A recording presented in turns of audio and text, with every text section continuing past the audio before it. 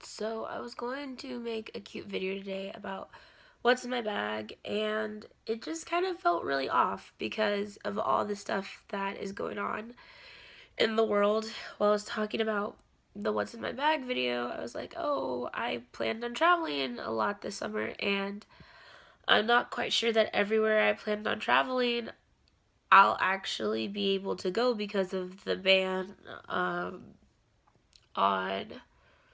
or that Trump is trying to enforce. And it feels really weird. I never thought I would live in a lifetime when something like this would happen, because it feels like something out of a history book.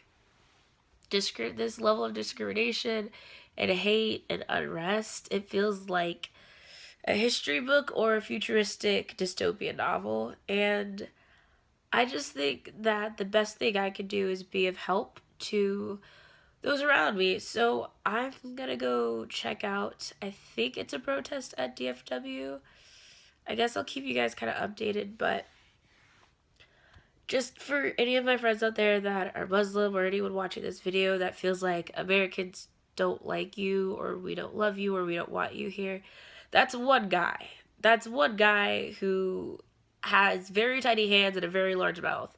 FDR said it best, carry a big stick and speak quietly. This guy ain't got no stick to hold because he is just yelling out his neck. So don't feel like a whole country doesn't love you because one guy is an asshole.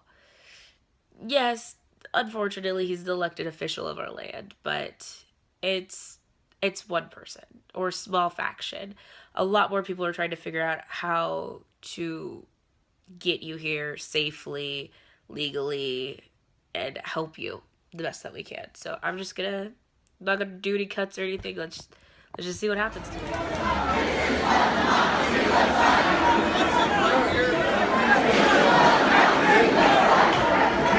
¿Qué ando, carnal?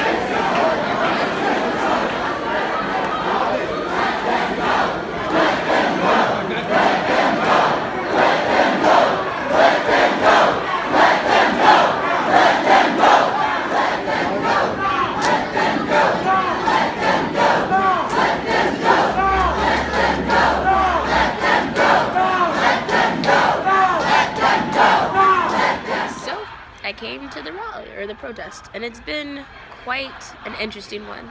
I haven't ever actually been to a protest before, but it's pretty interesting.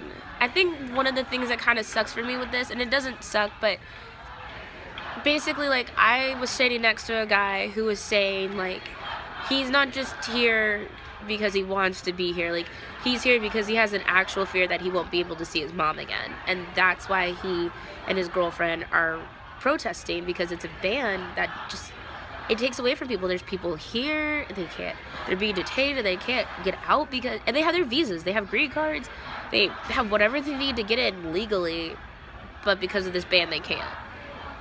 And it feels like a Twilight Zone, like asking to see your family member. I don't remember, I wasn't born into a generation of being like a one national citizen. Like, I'm a global citizen. And so it really sucks that people are having to protest to see family members, or to be able to go experience life, or just to help other people. Like, love thy neighbor. That's actually what my sign says. Mark 12. Love thy neighbor. It says commandment on there. It's not a commandment, but like, you should love your neighbor. It's a big rule that Jesus preaches. So we should do it ourselves. And I'm gonna go back, finish protesting, not even finish, just continue until it's done, and I guess have a good time with it. It's been really interesting seeing how much people want to rally behind their neighbor and love their neighbor, even in a time of kind of darkness and frustration. And that makes me happy to be an American more than anything else. Just seeing people get together so that they can stand up for what they believe in. Love, no hate, makes America great. Love.